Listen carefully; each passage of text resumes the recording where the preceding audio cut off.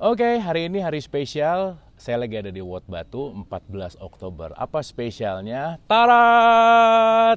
Oke. Ini ada Faris di belakang. Halo. Faris, ada Denis, dan ada Wulan. Oke. Dadah dong ini. Nah, gitu. Ini baru menikah ya. Baru akad nikah. Oke. Riz, gimana kakaknya nikah rasanya? Pas dari pertama mau masuk aja udah langsung sedih ya. Langsung sedih? Kebetulan, iya. Oke, katanya langsung sedih. Terharu. Oke, nanti kita nanya nanya Faris lagi. Nah, sekarang gini.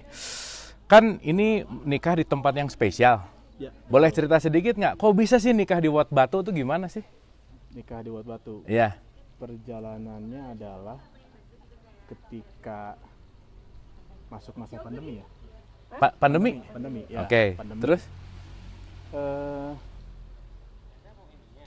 Wat Batu ada orang yang menikah di Wat Batu sebelumnya. Jadi ini teh pernikahan kedua ya? Pernikahan kedua. Oke, ini pernikahan kedua ya. Jadi cuman baru ada 2 nih yang nikah di sini nih. Ini spesial banget nih, ya Riz ya? Bener banget. Nah, Riz kok kayak nggak enak gini berdirinya? Ini posisinya kayaknya harus agak diatur. Iya, oke. Riz bisa duduk agak di situ, Riz? Boleh. Nah gitu ya. Memang kalau nggak ada kru gini ya nggak apa-apa ya. Oke, terus. Oke, terus waktu itu ingat banget malam-malam kamu ya tiba-tiba pagi tetapi malam ngirimnya kalau nggak salah. Malam. Tapi kayaknya si Mike-nya kalau Unis ngomong ke Unis, ke Ulan ngomong ke Ulan, pegang aja. Nah gitu. Oke. Jadi Nah dijatuhin nggak apa-apa. Jadi waktu itu awalnya malam. Iya, aku dapat kiriman apa IG ya? IG message ya? Iya. Dari Wulan. Hmm. Ada yang menikah di sini di Wat Batu. Nah, begitu dikirim itu, entah kenapa rasanya bulat aja kayak. Emang kita sempat membicarakan kita sempat membicarakan rencana menikah, tapi tempatnya belum dapet yang seret gitu, yang bulat rasanya. Oke, jadi awalnya belum tahu di mana. Awalnya belum tahu di mana. Oke, terus?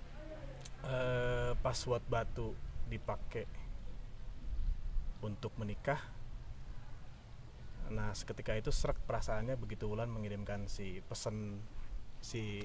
story itu gitu. Oh itu dari IG story? Dari apa ya? Bukan, jadi kayak dari feed gitu. Dari feed ya, dari terus feed ya? aku kayak Dikirim gitu ya? di send Oh, ke, ya karena ada salah satu yang emang nikah di sini, terus kayak oke, di Wat Batu ada yang menikah gitu. Terus Oke. aku share ke Denis ceritanya gitu. Ya. Oke. Pas di share tuh langsung dapat aja rasanya. Nah begitu dapat rasanya, sekitar 1-2 hari kita ngobrol ya. Terus gue bilang, Bib, gimana kalau coba propose ke Wat Batu untuk kita nikah di sana, akad ya lebih tepatnya, untuk kita akad di Wat Batu, karena kita nggak ada resepsi, kita hanya ijab aja, kita hanya melakukan pertukaran energi aja. Terus akhirnya direspon sama Wulan, ya udah ayo coba dulu. Akhirnya ku kontak salah satu kru Wat Batu yang cukup kenal, karena waktu 2016 aku hampir setiap hari ke tempat ini, ke Wat Batu ini. Oke. Jadi kalau 2016 hilang dari rumah sebenarnya ke sini gitu. Ya. Oke. Jadi Wat Batu rumah kedua ya. Oke. Rumput, ngobrol sama batu, ngobrol sama air, banyak. Oh, oke. Terus. Jadi waktu 2016 sering kesini, sedikit cerita ya. Nah, hampir setiap hari.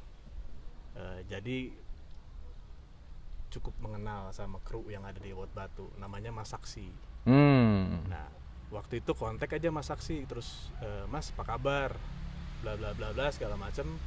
Akhirnya to the point kayak, Mas aku mau tanya kalau Wat Batu open ya untuk wedding gitu. Terus wah Mas Denis, dicoba aja ngobrol dulu ke bagian manajemen waktu itu ya. Ketemu katanya sama Mbak Eka. Oke, habis itu dikasih lah kontaknya Mbak Eka sama Mas Saksi, tapi nggak langsung dikontak tuh hari itu. sempet kayak ngerasain dulu, mungkin sekitar 3 hari baru dikontak mereka. Oke.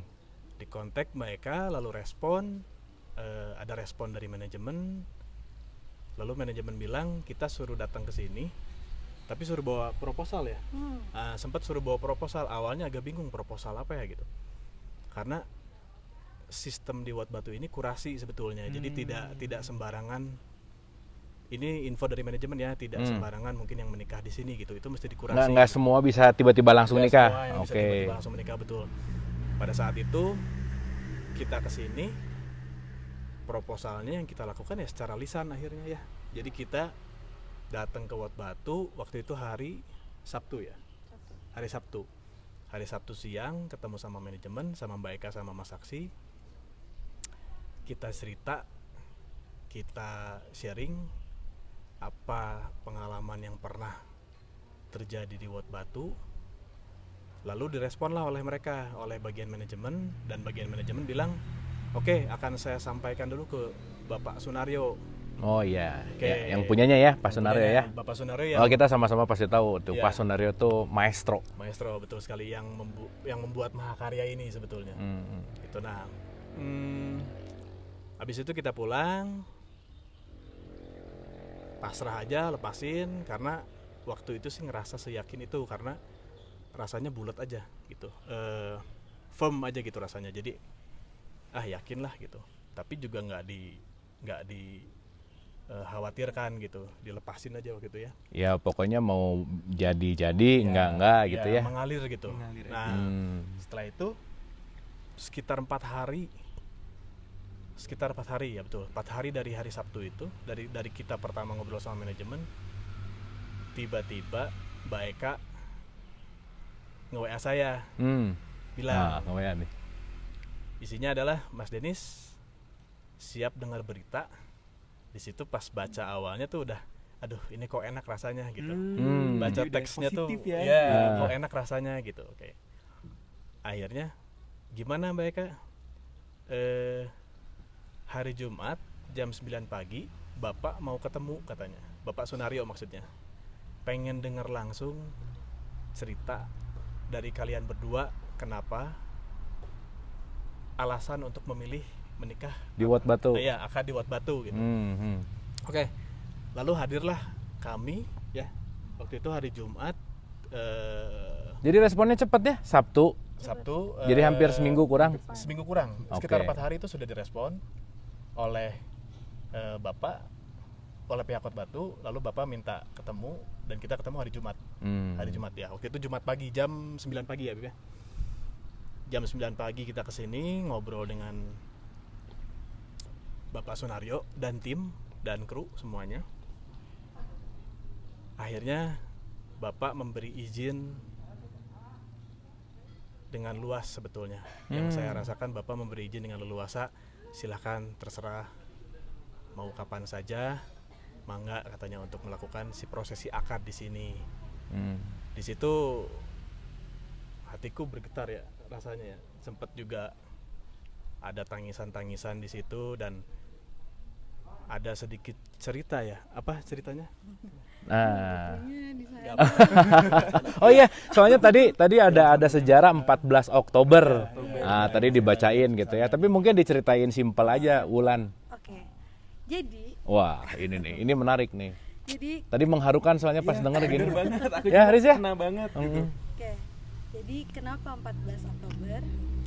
4 tahun lalu itu sama ceritanya, aku juga sering banget kesini ke Wat Batu.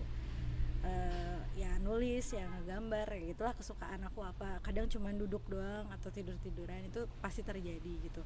Nah, kebetulan duduknya di Batu Merenung. Yang Batu Merenung yang mana sih? Itu di sana. Itu ya? Iya, yang Oh pojok. ya, oke. Nanti kita ke situ. Nah, tuh, pokoknya kalau ada yang mau datang ke sini merenung sana, mungkin ada ide-ide yang Brilian ya? Iya, mungkin. muncul. Iya, mungkin apapun lah yang ditulis mungkin bisa jadi kenyataan mungkin. Oke, Ya. wah menarik nih. Nah, jadi 4 tahun lalu itu aku menuliskan sesuatu yang isinya sih sebenarnya ada keresahan hati aku sendiri.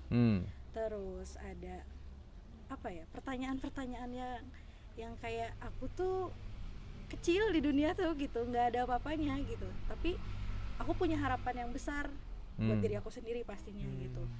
Terus ada beberapa juga hal yang aku pengen sampaikan sama Bapak Sunario di buku itu, tapi karena memang keterbatasan aku nggak bisa ngobrol secara langsung, ya akhirnya aku tulis kayak gitu-gitu.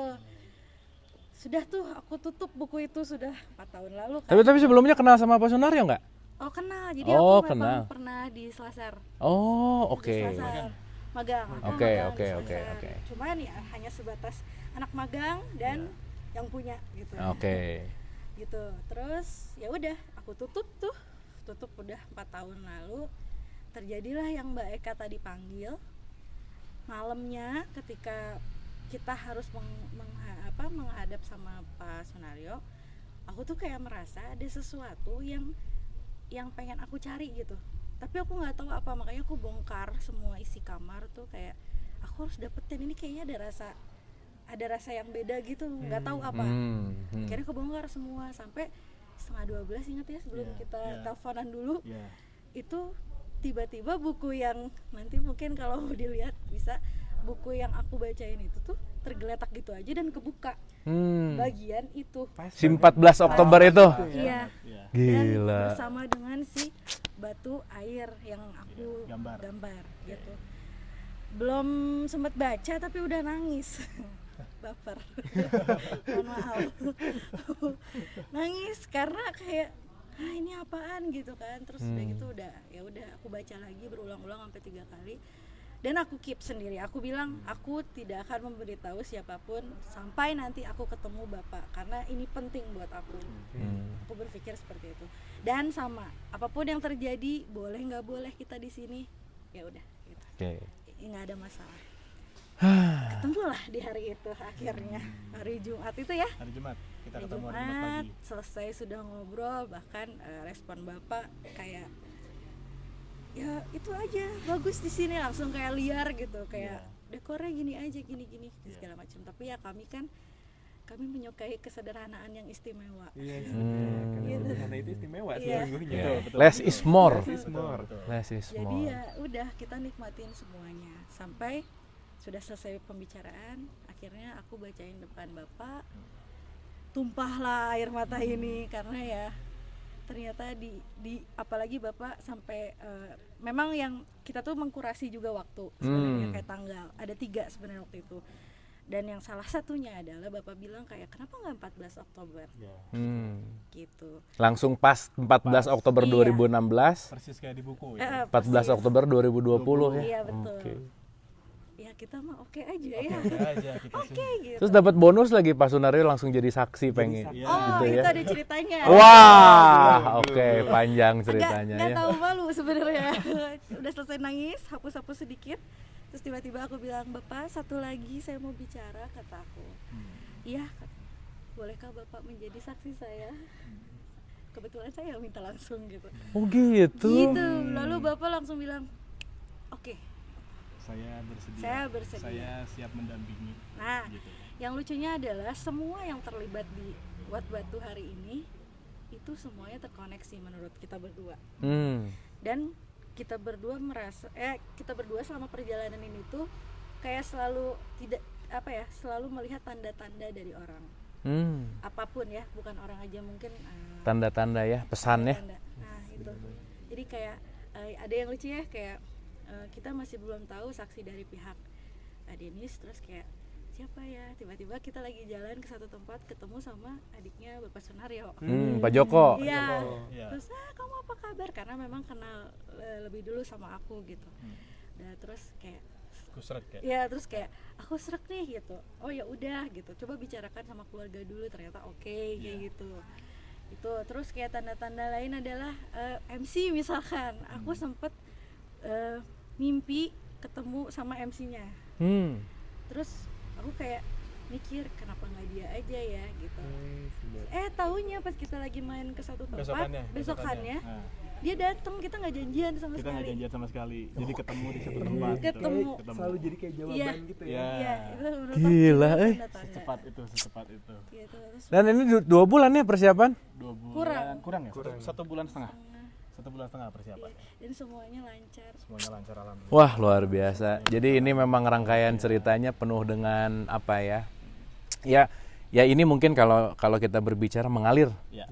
ya. Mungkin kalau mengalir ya hasilnya bahkan jauh lebih baik. Ya. Oke, dan mungkin ini kita say thanks to COVID-19 nih. Ini salah satu berkah dari COVID-19. Kalau nggak ada COVID-19 mungkin ini nggak akan terjadi ya. Nggak akan terjadi intimate wedding, nggak akan. Ini kita datang cuman berapa puluh orang nih hari ini, cuman keluarga inti. Total 40 kepala. Total 40 kepala yang biasanya di pernikahan paling sedikit 500, 1000 dan seterusnya. Tapi less is more. Pernikahan ini lebih dirasa sangat dalam, sakral banget, apalagi tadi di Batu depan situ.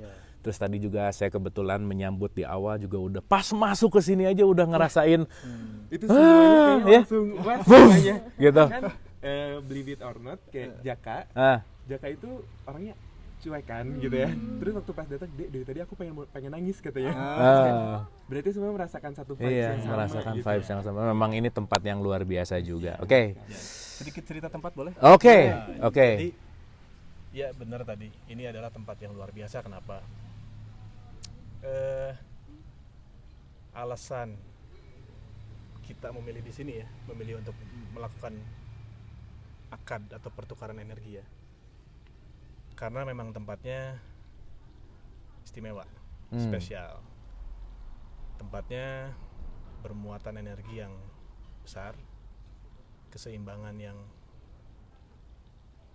sangat baik menurut rasa saya gitu.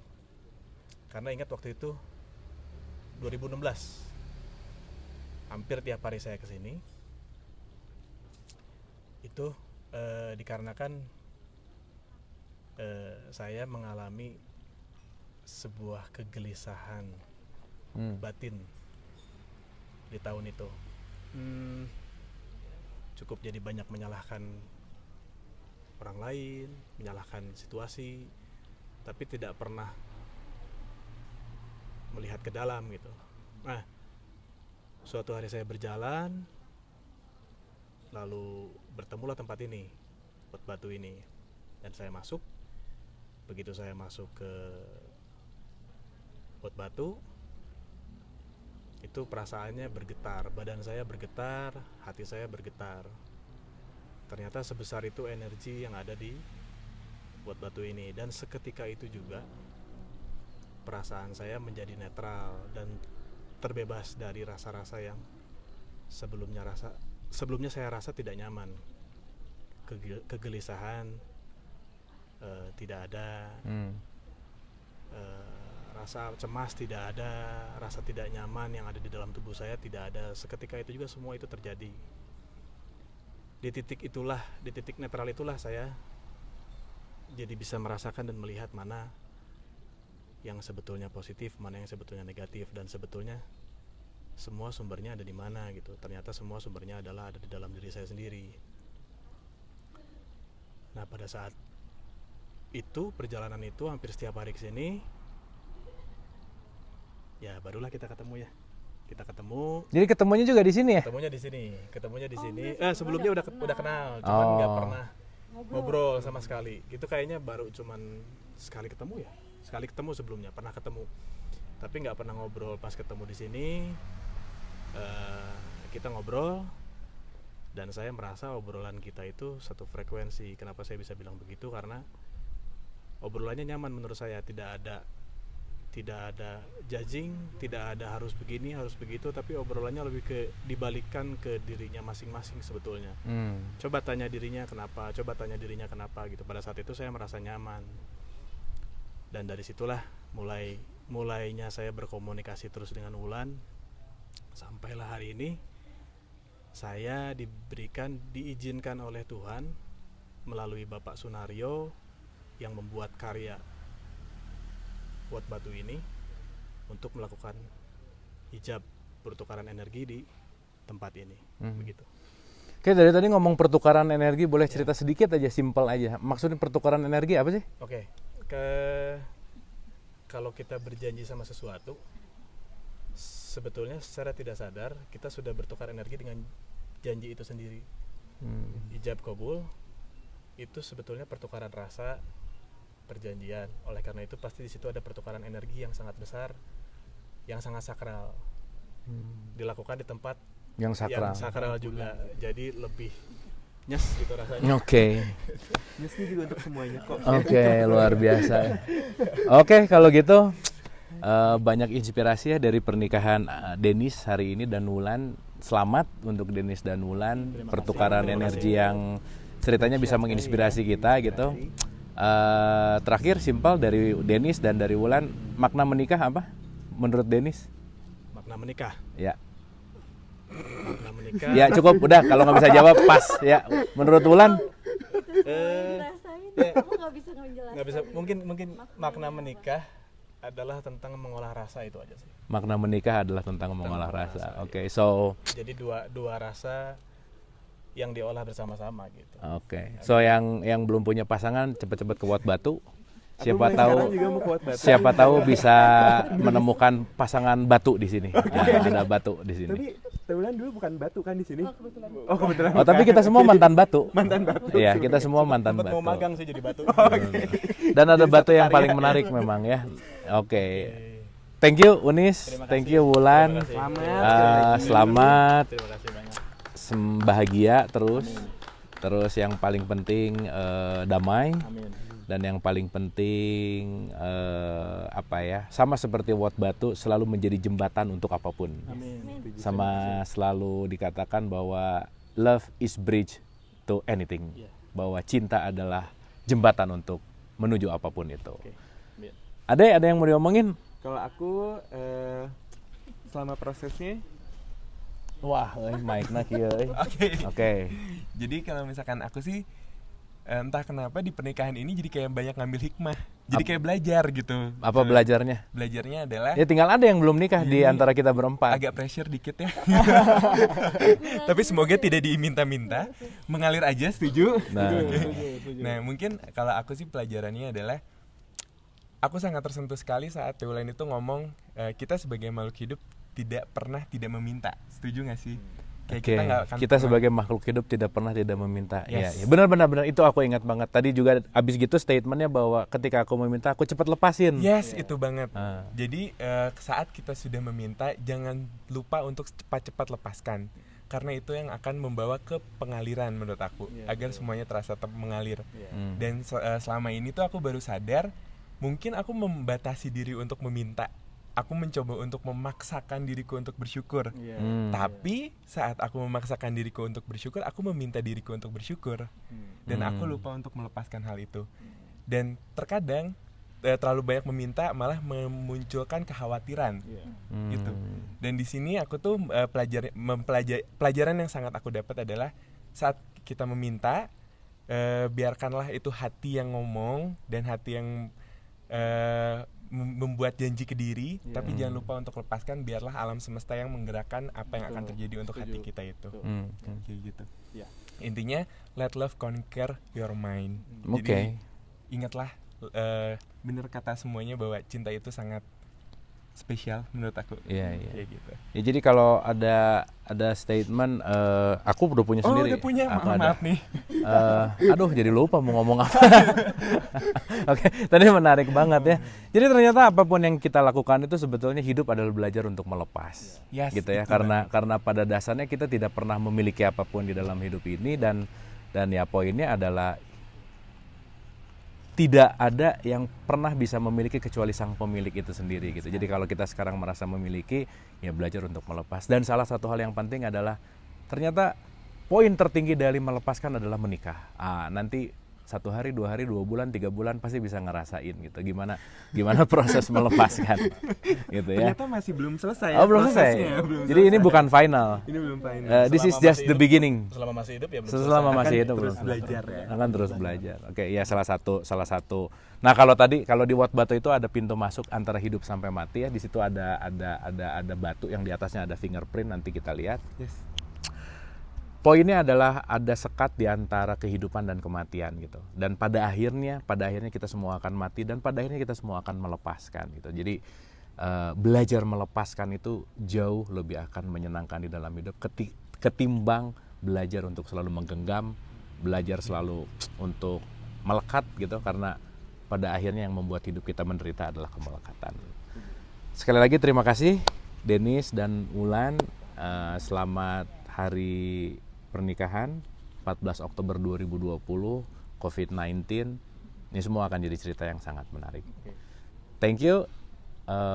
Apalagi udah Adek? Udah, jangan lupa ditambah tulisannya di jurnalnya. Karena hari ini yang spesial juga, ya nggak sih? Apa spesial gimana maksudnya? Kan kemarin 14 Oktober 2016. Iya, nanti ada coretan baru di jurnalnya. 14 oke. Oktober 2020. Alright, terima kasih, sampai ketemu di pernikahan Faris. Nggak tahu kapan ya. Nggak tahu kapan. Nah, tapi mengalir aja ya. Mengalir aja, jangan lupa. Alright.